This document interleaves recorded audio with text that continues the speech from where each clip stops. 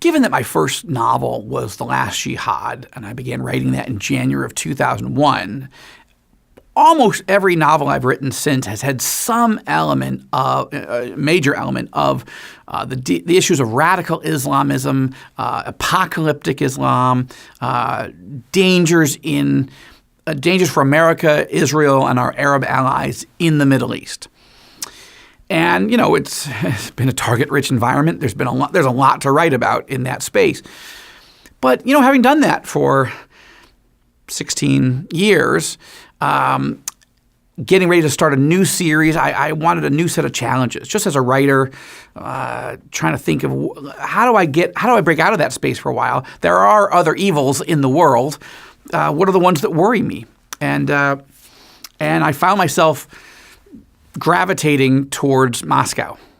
My family, on my father's side, were Orthodox Jews who escaped out of Russia in the early years of the 20th century when there was a czar, Tsar Nicholas II, and he was encouraging and fomenting all this anti-Semitic, horrible, horrific attack against Jewish people. These attacks were known as pogroms, and 65,000 Jews were killed during that season of time.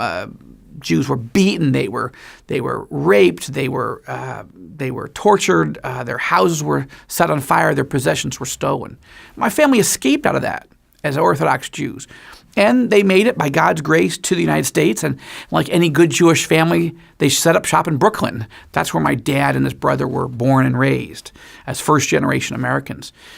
And I found myself, with that heritage on my dad's side, thinking, what is modern Russia? Where are they going?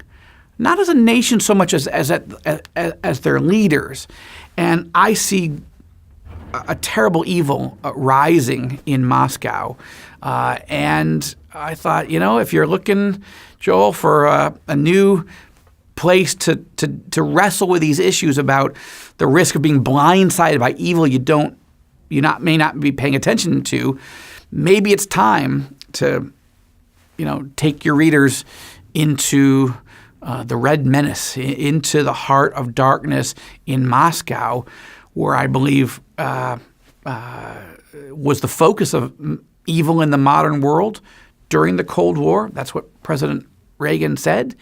Of course, the evil empire collapsed, and we didn't have to worry about it for a long time.